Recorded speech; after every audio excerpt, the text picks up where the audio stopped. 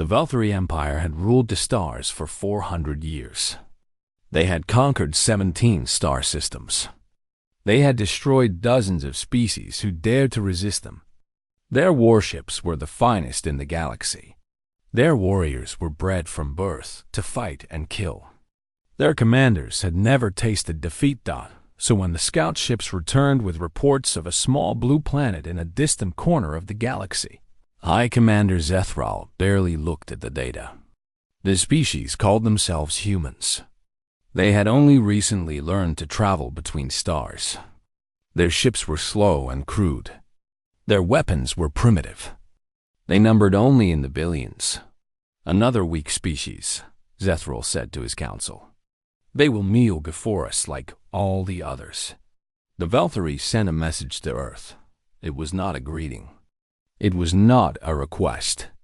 It was a command. The humans were ordered to surrender their planets, their resources, and their freedom. They would serve the Velthari Empire, or they would be destroyed. Admiral Katie Morgan received the message of United Earth Defense Command. She was a woman of 52 years with gray hair and cold blue eyes. She had spent her entire life preparing for a moment like this. She read the Velthari demands once. Then she deleted the message and sent a short note to her commanders across the solar system. Prepare for war, the note said. They will come soon. Katie did not feel fear. She felt something closer to anticipation. Humanity had always known that other species existed among the stars. They had always known that someday, someone would come to take what they had built. And they had prepared. The Velthari did not wait long. High Commander Zethral sent an expeditionary force to claim the human colonies on the outer edges of their solar system. 300 warships jumped through hyperspace toward a small moon called Europa. It was a mining colony. An easy target. A demonstration of Velthari power. Commander Danny Webb was stationed on Europa base when the alert came through. He was a young man, only 34 years old, with dark skin and a calm voice that never rose even in crisis. He had 42 patrol vessels under his command. Small ships, fast ships, ships that the Velthari would consider toys. Danny was drinking coffee when his sensor officer reported the incoming fleet. 300 warships, sir, the officer said. Her name was Megan Cole, and her hands were shaking slightly. They'll be in weapons range in 4 hours. Danny nodded and took another sip of his coffee. Sound general quarters. Wake everyone up. And get me a line to Admiral Morgan. Katie's face appeared on his screen moments later. She looked tired but alert. I see them, she said before Danny could speak. 300 ships. They're testing us. Orders, Admiral? Katie smiled. It was not a warm smile. Show them what happens when someone tests humanity. Danny ended the call and turned to his crew. They were scared. He could see it in their eyes. 42 ships against 300. The math was not in their favor. Listen to me, Danny said. Those ships out there have never fought anyone like us. They've conquered weak species who gave up without a fight. They've never faced an enemy who refused to die. Today, we teach them what that means. The Velthari fleet arrived in perfect formation. Their ships were beautiful in a terrible way, sleek and silver, bristling with weapons. Admiral Kethfer commanded from the flagship, a massive vessel called the Eternal Victory. He expected the humans to flee or surrender. He expected an easy conquest. He did not expect the mines. Humanity had spent decades seeding the space around their colonies with hidden weapons. Mines that drifted silently in the void. Mines that waited for the right moment. Mines that the Velthari sensors could not detect. The first explosions tore through the Velthari formation before they even knew they were under attack. 30 ships died in the first 10 seconds. Their shields were useless against weapons they never saw coming. Admiral Kethfer screamed orders at his crew. Find them! Where are they attacking from? but there was nothing to find. The mines were automated. They had no crews, no heat signatures, no life signs. They were ghosts that killed without warning. And then Danny's ships arrived. They came from every direction at once. Small, fast, impossible to track. They did not fight like the Valkyrie expected. They did not form neat lines and exchange fire. They struck and vanished. They appeared behind enemy ships and fired into their engines. They used the debris of destroyed vessels as cover. Megan coal-fired the weapon that killed the Eternal Victory. It was a kinetic round, a simple piece of metal accelerated to incredible speed. It punched through the flagship's shields like they were made of paper. Admiral Kethfer died without ever seeing the ship that killed him. The battle lasted 6 hours. When it was over, 300 Valkyrie warships had been reduced to floating wreckage. Not a single one escaped. Not a single distress signal reached the Valkyrie Empire. Danny Webb sat in his command chair and stared at the debris field. He had lost 11 ships, 11 crews, friends he had known for years. "Sir," Megan said quietly, "Admiral Morgan is calling." Katie's face appeared on the screen again. This time, she was smiling. "Well done, Commander.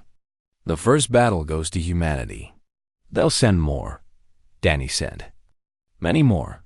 I'm counting on it." Katie leaned forward. "Every ship they send against us is a ship that will never return home. Every fleet they lose weakens them. And every defeat teaches them the same lesson." "What lesson is that, Admiral?" Katie's eyes were hard as stone. "That humanity does not surrender. Humanity does not kneel. And anyone who threatens our home will be destroyed." Far away, in the heart of the Valkyrie Empire, High Commander Zethro waited for news from his expeditionary force. He waited for reports of victory. He waited for images of conquered human colonies. The reports never came. The fleet had simply vanished. Zethro told himself it was a communication failure. Equipment malfunction. Nothing more. He sent another fleet. 800 ships this time, under his finest admiral. They jumped toward human space with confidence and pride. They, too, disappeared into silence. And in the halls of the Valkyrie High Council, the first whispers of fear began to spread. Something was wrong. Something was very wrong. No one was returning from human space. No one at all.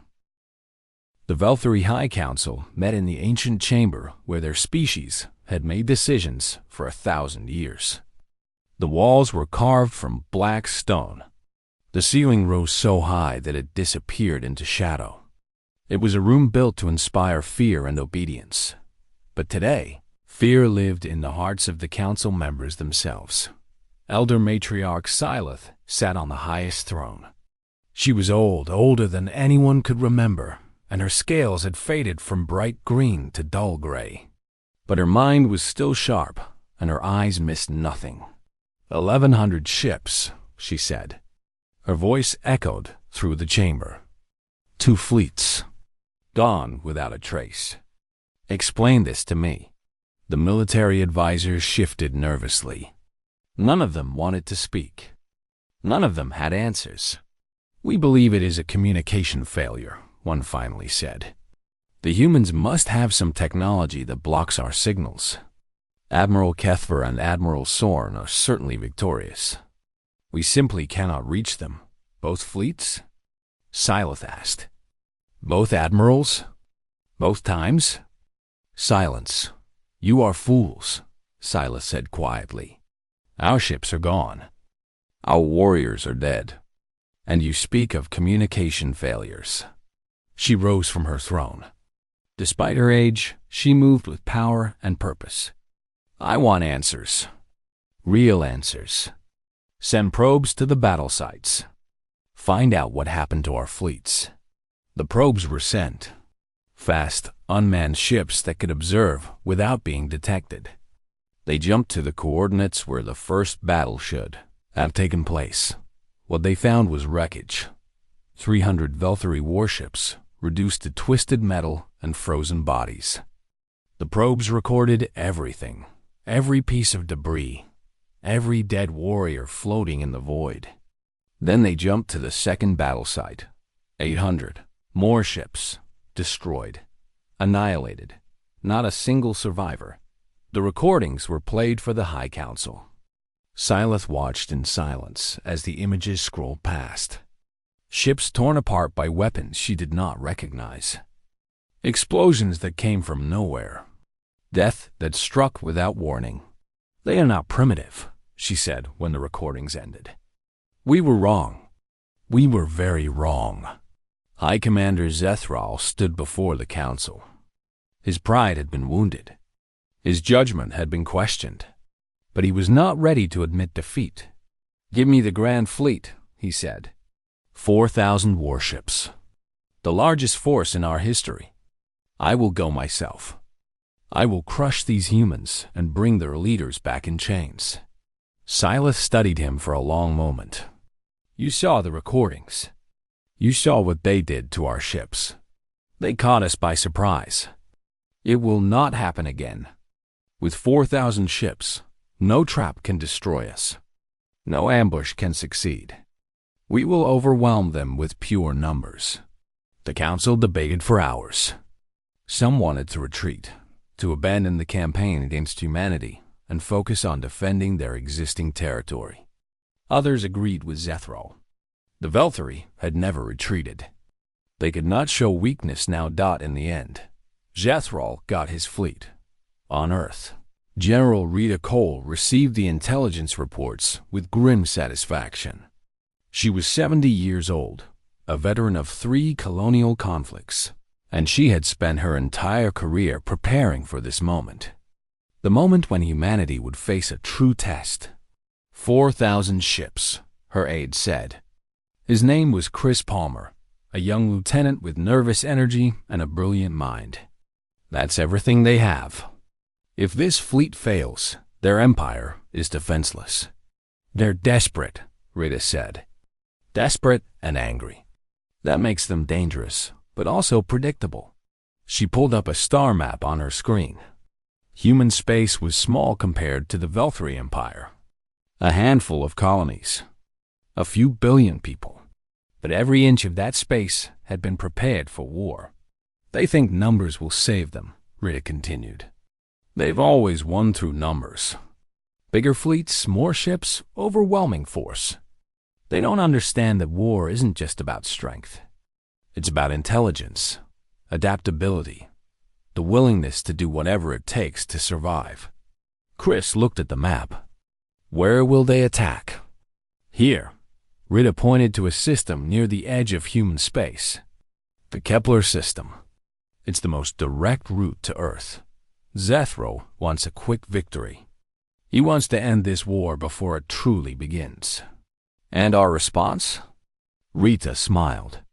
It was a cold smile, the smile of a predator. "We let them come. We let them think they're winning. And then we show them why no one returns from fighting humans." The preparations took weeks. Human ships moved into position, but not where the Velthari would expect them. Unmanned platforms were hidden in asteroid fields. Weapon satellites were placed in orbits that made them invisible to enemy sensors.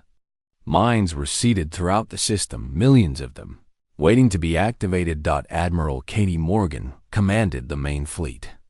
200 crewed ships and 1,000 drones.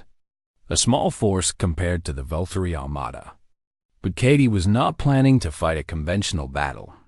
"Remember," she told her captains in a final briefing, "we don't win by destroying their fleet. We win by making them afraid. By making them realize that every step forward costs them more than they can afford to pay. War is not just about killing. It's about breaking the enemy's will to fight." Commander Danny Webb was there, promoted after his victory at Europa. He had lost friends in that battle. He had watched good people die. But he had also learned something important. "They don't adapt," Danny said. "I watched them at Europa. When their formation broke, they didn't know what to do. They kept trying to reform, to fight the way they've always fought. They couldn't change. Katie nodded. That's their weakness. They've been winning for 400 years using the same tactics. They've never needed to evolve. But evolution is what humans do best. We change. We learn. We become whatever we need to be to survive. Far away, the Grand Fleet gathered. 4,000 warships, painted in the silver and black of the Veltri Empire. High Commander Zethral stood on the bridge of his flagship. The Conqueror's Pride. It was the largest warship ever built. A mobile fortress bristling with weapons. Today we restore our honor, Zethral announced to his fleet. Today we teach these humans the price of defiance. They have won battles through trickery and cowardice. But they cannot hide from the full might of the Veltri Empire. The fleet jumped into hyperspace. 4,000 ships carrying millions of warriors. Moving toward human space. They did not know that humanity was waiting for them. They did not know that their destruction had already been planned. And they did not know that High Commander Zethral would never return home. No one ever returned from fighting. Humans. The galaxy was about to learn why. The Grand Fleet emerged from hyperspace in perfect formation. 4,000 warships spread across the darkness of space like a silver wave. High Commander Zethral stood on the bridge of his flagship and watched his armada take position. Sensors, he ordered. Find me the human fleet. His officers worked their stations. Screens flickered with data, but there was nothing to find. Commander, the system appears empty. No ships detected. No energy signatures. No defensive positions. Zethral frowned. This was wrong.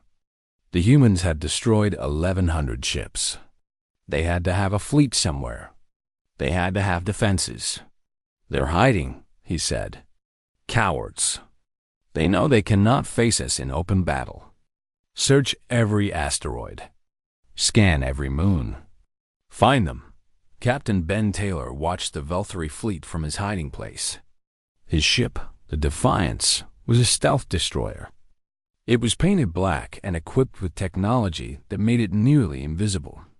He was floating in the shadow of a small asteroid, 3 light seconds from the enemy formation. 3 light seconds. That meant Ben was seeing the Veltri fleet as it appeared 3 seconds ago. Light took time to travel, even in space. It was a small detail, but human tactics used every small detail. Beautiful formation, Ben said quietly to his crew. Perfect spacing. Perfect geometry. Like they're posing for a painting. His weapons officer, a young woman named Amy Chun, studied the enemy ships on her screen. They're not even looking for us. They're scanning for big targets. Fleet formations. Capital ships. Because that's how they fight. Ben leaned back in his chair.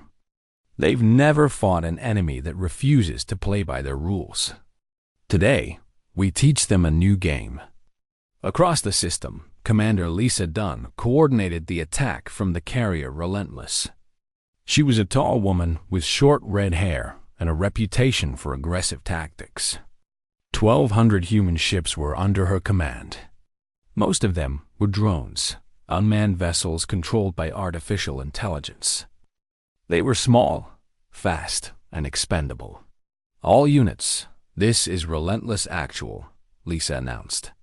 Operation Ghost Storm is a go. Execute on my mark. She watched the Veltri fleet on her tactical display. They were still searching for a traditional enemy. Still waiting for human ships to appear and fight them honorably. Humans had no interest in fighting honorably. Humans fought to win. Mark, Lisa said. The first wave was invisible. Dozens of hyperspace missiles jumped from hidden platforms and emerged inside the Veltri formation. They materialized in the empty space between enemy ships and detonated before anyone knew they were there. Nuclear fire bloomed across the fleet. 30 ships died in the first 2 seconds. Their shields were designed to stop weapons that came from outside the formation. They had no defense against weapons that appeared inside. Zethral grabbed his command chair as his flagship shook from a nearby explosion. "What's happening? Report." "We're under attack, Commander. Weapons are appearing from nowhere. Our shields are useless. Return fire. Find the source." But there was nothing to fire at. The missiles had no launch signatures. They simply existed and then exploded. It was like fighting ghosts. The second wave came 30 seconds later. This time, it was kinetic weapons. Small metal slugs accelerated to a fraction of the speed of light by magnetic rails hidden on distant asteroids. At those speeds, even a small piece of metal carried the energy of a nuclear bomb. The slugs tore through Valkyrie ships like bullets through paper. Shields flickered and failed. Armor cracked and shattered. Ships that had survived for centuries were destroyed in moments. Then Taylor brought the Defiance out of hiding. His ship accelerated toward the chaos, using the debris of destroyed vessels as cover. He could see the Valkyrie formation breaking apart. Ships were scattering, trying to escape the invisible death that surrounded them. "Target their command ships," Ben ordered. "Cut off the head, and the body will die." Amy Chun locked weapons on a Valkyrie cruiser.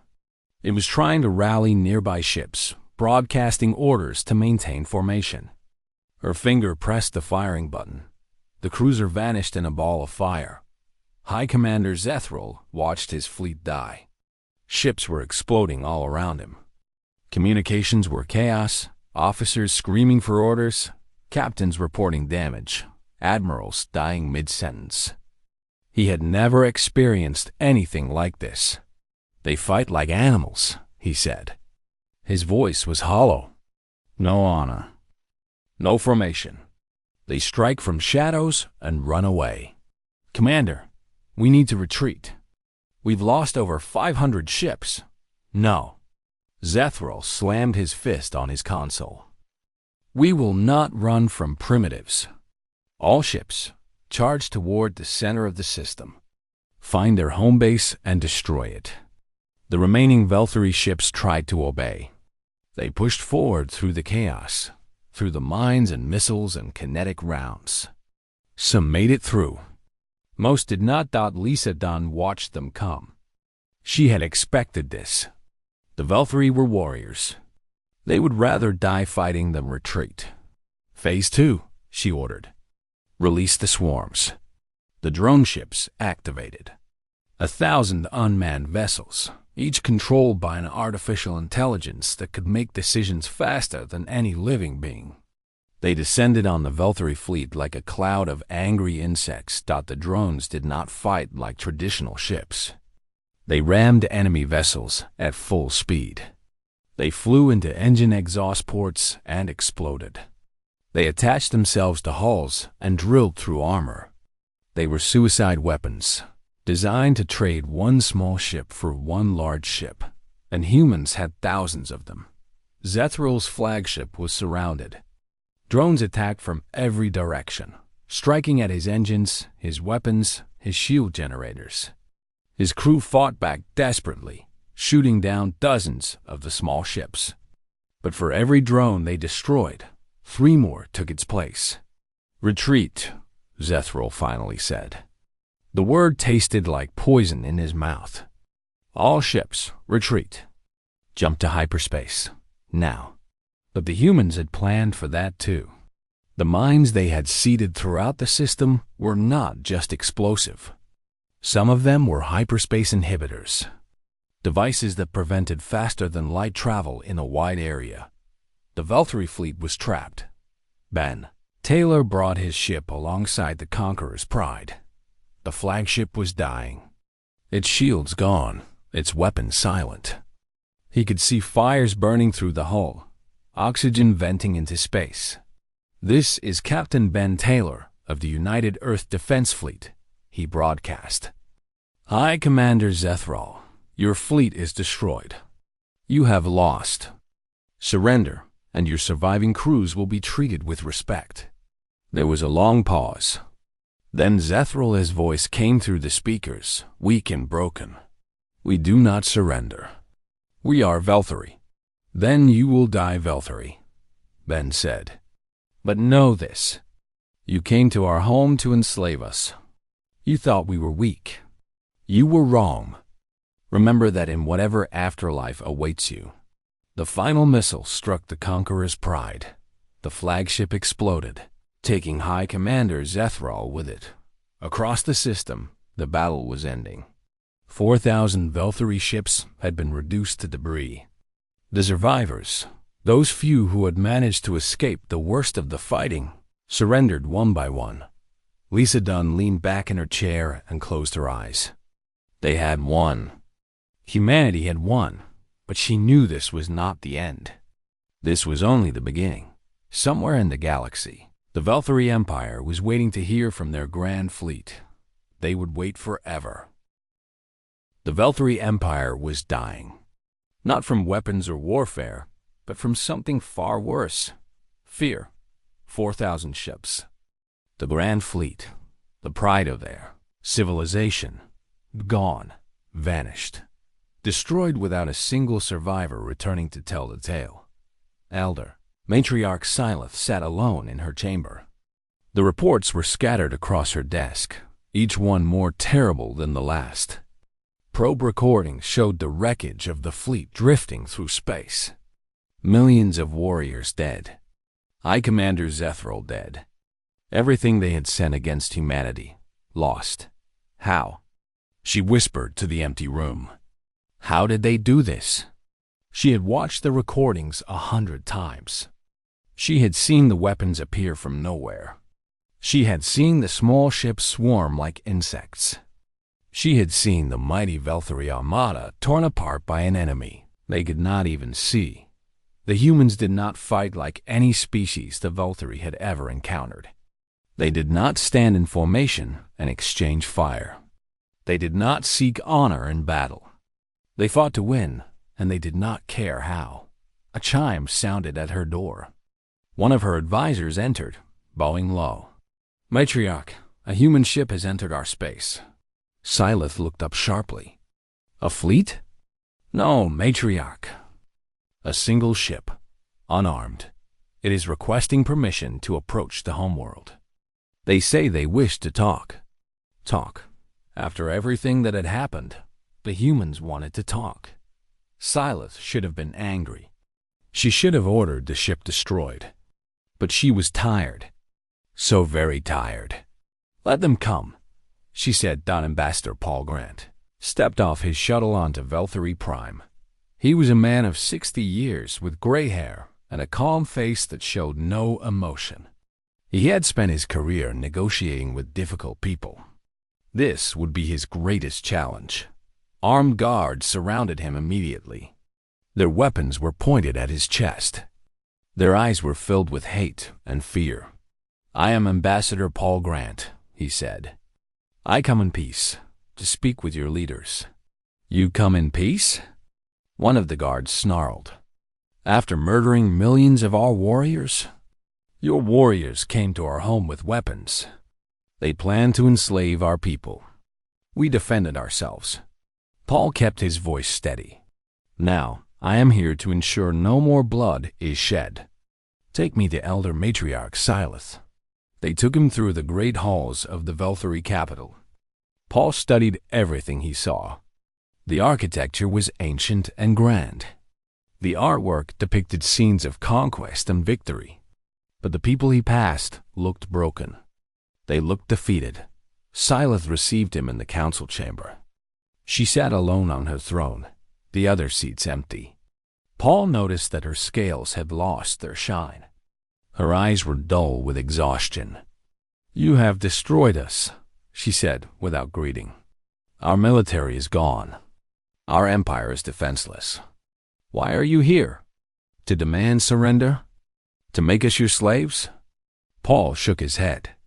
"We don't want slaves. We don't want your empire. We only want one thing. And what is that? Peace." Syleth stared at him. For a long moment, she said nothing. Then she laughed. It was a bitter, broken sound. Peace. You annihilate our fleets, kill our greatest commanders, and then you offer peace. Yes, Paul stepped forward. The guards tensed, but Silas waved them back. Matriarch, let me tell you something about humanity. We are not conquerors. We have no interest in ruling other species. We want to build, to explore, to live our lives in peace. Then, why did you fight us? Because you attacked us first. Because you threatened our home, our families, our children. Paul's voice hardened. Every species that has ever attacked humanity has learned the same lesson. We do not seek war, but when war comes to us, we fight with everything we have. And we do not stop until the threat is eliminated. Silas leaned forward. Eliminated. You mean destroyed, if necessary. Paul did not flinch from her gaze. The Valkyrie had a choice. You could have left us alone. You could have traded with us, communicated with us, learned from us. Instead, you chose to attack. And now your empire is broken. So what do you want from us? Paul produced a data chip. A treaty. Non-aggression. Mutual recognition of borders. Trade, if you desire it. Peace, if you can accept it. He placed the chip on the floor between them. We are offering you a chance to rebuild. A chance to survive.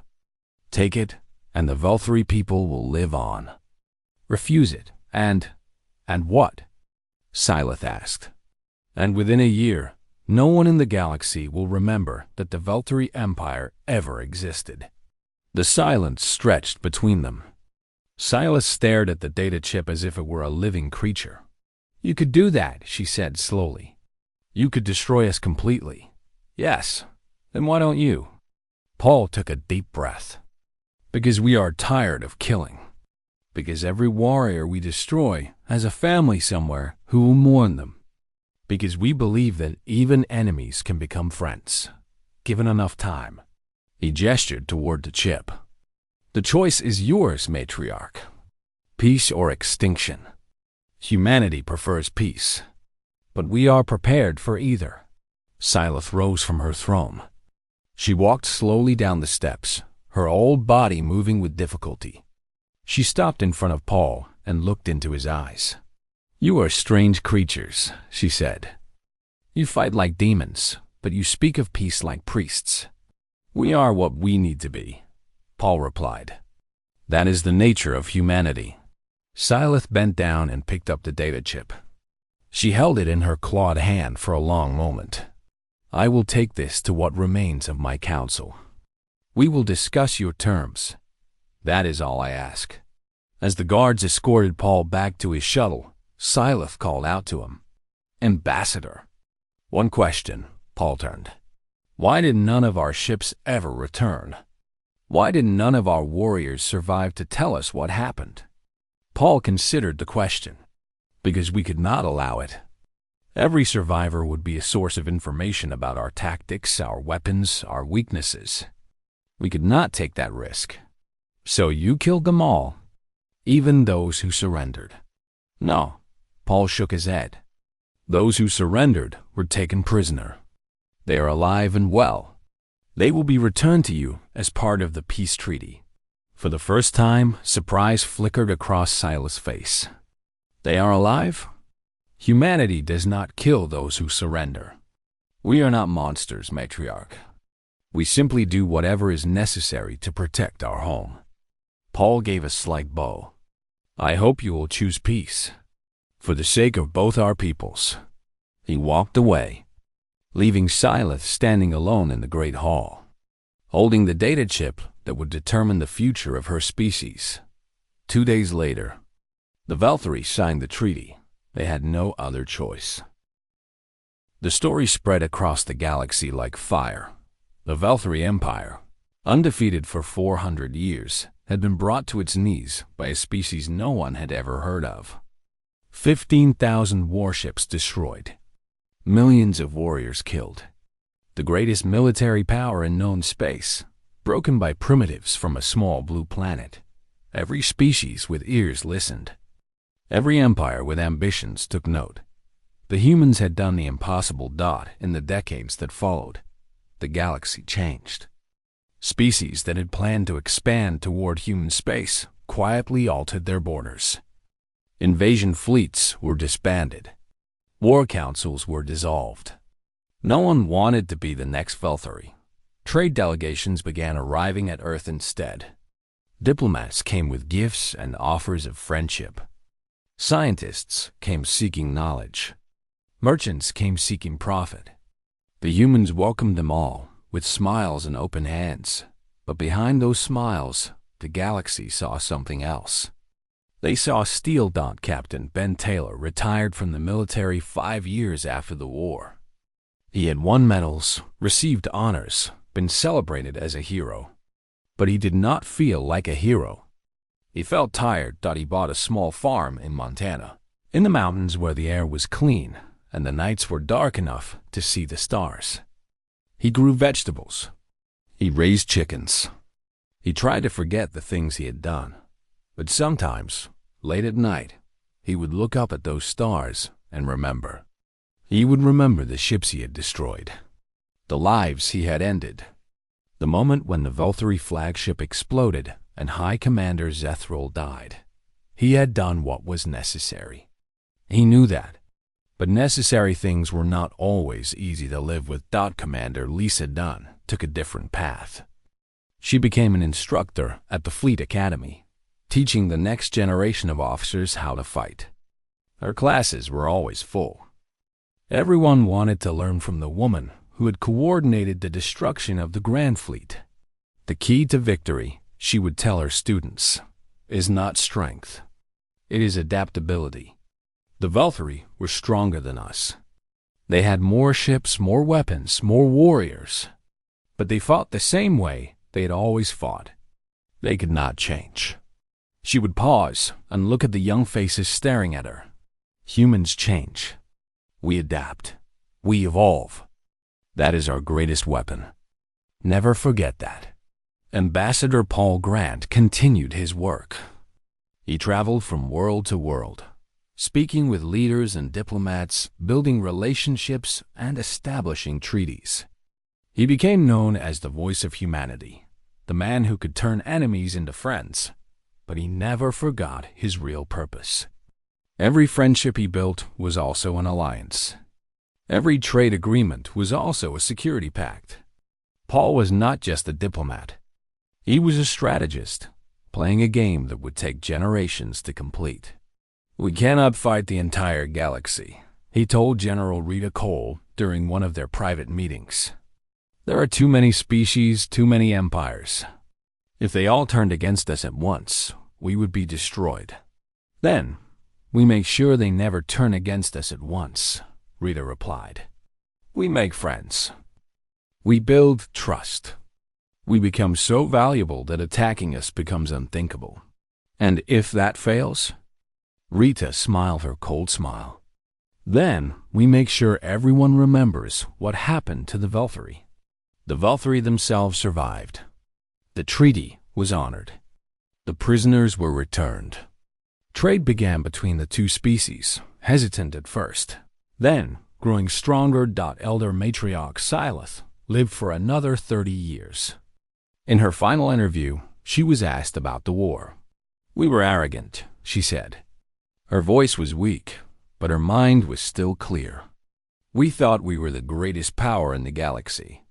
We thought no one could challenge us. The humans taught us humility. Do you hate them?"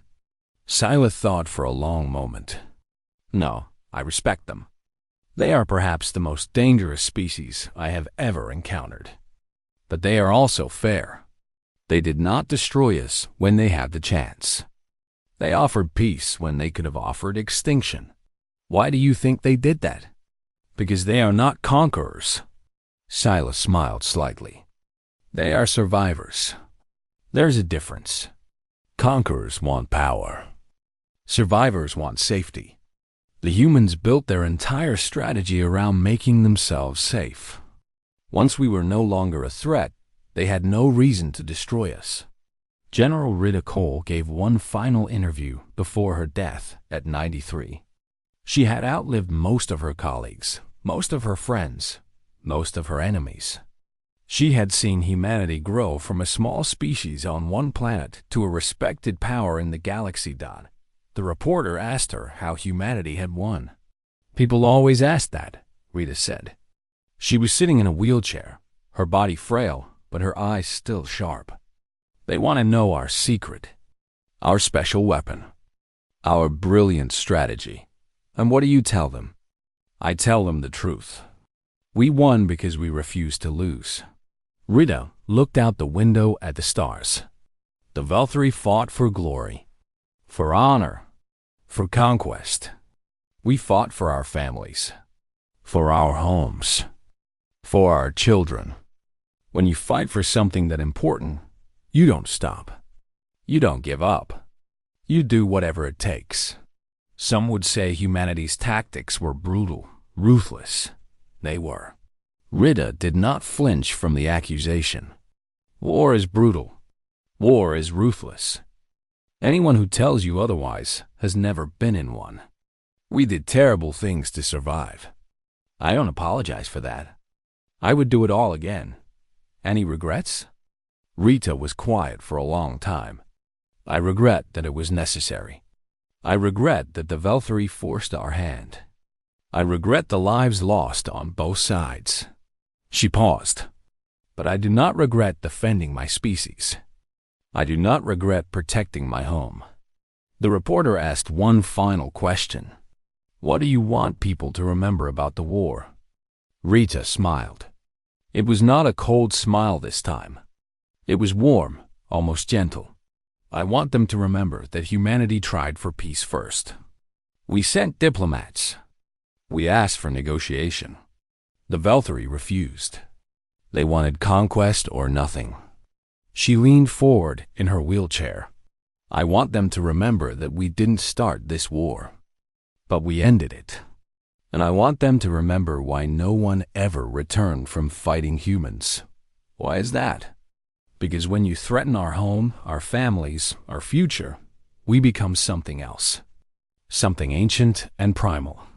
Something that will not stop, will not surrender, will not rest until the threat is eliminated. Rita Cole looked directly at the camera. We are not the strongest species in the galaxy. We are not the oldest or the wisest. But we are the most determined. And that makes us the most dangerous. She settled back in her chair. The galaxy understands that now. They leave us in peace because they know the price of war. They know that no matter how many ships they send, no matter how powerful their weapons, no matter how great their numbers, no one returns from fighting humans. She closed her eyes. No one ever will.